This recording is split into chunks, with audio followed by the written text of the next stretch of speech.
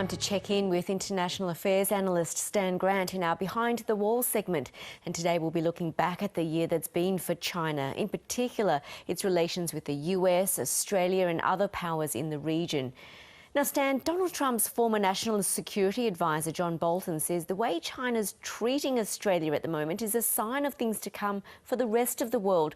What does China want? What is its end game? Yvonne, it's an interesting observation that from John Bolton, because many people see Australia as the canary in the coal mine, if you like, here. We're really at this hinge point of history where we're seeing the rise of China versus the United States and a return of great power rivalry. And because of our close relationship with the US and because of our big trade ties with China, that we are really caught in the crosshairs of this. And really what China wants to be seen as a great power. It's watched the United States and the United States dominance of the world and how the United States builds that presence and that dominance around an idea of American exceptionalism. Effectively, if you're a great power, you write the rules. China now wants to be able to write those rules. You know, the Chinese have a very long history of humiliation as they see it by foreign nations, and now China has emerged as an indispensable nation. It is the biggest engine of economic growth in the world. It is on track to be the biggest economy in the world, perhaps as soon as the end of this decade, usurping the United States. Now, all of those things mean that China demands to be seen as a great power. The problem is, it rejects those fundamental issues and fundamental values of liberal democracy, and that's creating this tension point that Australia finds itself very much caught up in. Well, why has China been targeting Australia specifically? It does go right back to when Australia called for a global inquiry into the origins of coronavirus, looking at China's handling of the outbreak in Wuhan. Yvonne, that is part of it. That certainly plays into this. I think you can wind the clock back a little bit earlier than that. You can go back to about 2017, and that's a critical year because the United States declares China a strategic competitor. It says that the biggest challenges to the US, the biggest threats to the United States, strategically in terms of security, is China and Russia. And that really does mark a shift in the way the big powers see themselves. It's an end to what we saw as cooperation between the big powers and much more hostility, much more tension. We saw the trade war between the US and China follow not soon after. We've seen tensions in the South China Sea. We've seen Xi Jinping take a much more authoritative line inside of his own country, much more of an authoritarian clampdown on freedoms inside the country. Now, Australia, of course, is having to navigate this. Australia, in the Chinese eyes, a part of what they see as an effort to contain China's rise. And that's where you go to that call for an inquiry into coronavirus. That is seen as something that is singling China out. And then we've seen a deterioration in relations with Australia from that point, or certainly accelerating from that point, to the point we are now, where there are bans on Australian imports, and of course Australian ministers, government ministers, cannot pick up the phone and call their counterparts in Beijing. And as Australia navigates this, there are various opinions on whether Australia should go down the WTO route in addressing China's moves over trade.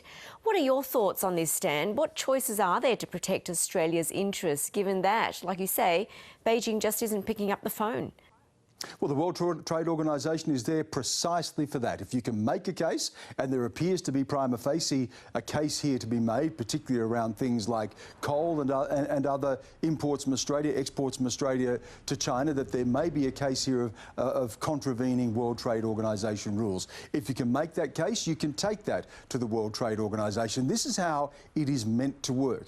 These organizations, these multilateral international organizations, are set up to be the referees of a global order. And through that umpiring, if you like, we are able to set rules in place and ensure countries abide by those rules and hopefully avoid an escalation of that type of conflict. Now, the problem is, does China acknowledge those organisations? Does China play by those rules? Let's take one example, the South China Sea. China has militarised and claimed the disputed islands of the South China Sea, despite an international court ruling, the Maritime Court in The Hague, saying that it couldn't do that. So we really have a clash here of a great power saying, well, those rules may apply, but they don't necessarily apply to us. What Australia has to do is Australia has to find a way of navigating this diplomatically, strategically, being able to utilise international organisations like the World Trade Organisation and build stronger alliances among like-minded nations to deal what are inevitably going to be increasing tensions with a resurgent China. And what difference will a Joe Biden administration make to the current geopolitical tensions we're seeing between China and various powers right now? That's a really good question. Joe Biden, of course, in the lead up to the presidential election, in the debates, was calling Xi Jinping a thug. He says that China has perfected the art of the steal. There is no doubt that he sees China as a competitor, if not a threat. There is bipartisanship across American politics on this issue, both Republican and Democrat. There's not a lot of room between Donald Trump and Joe Biden when it comes to how China is seen and what sort of a challenge or a threat China represents to American interests. Here's the difference, though.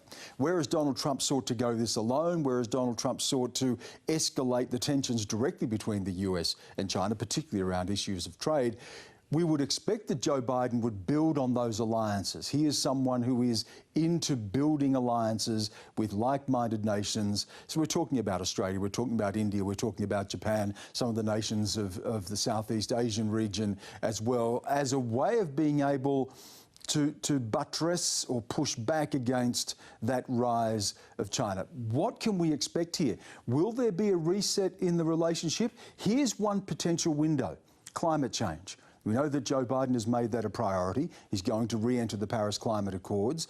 We know that China also sees that as a priority. Xi Jinping has said that China wants to be carbon neutral by 2060. Joe Biden has appointed John Kerry as a climate change envoy. There's an opening.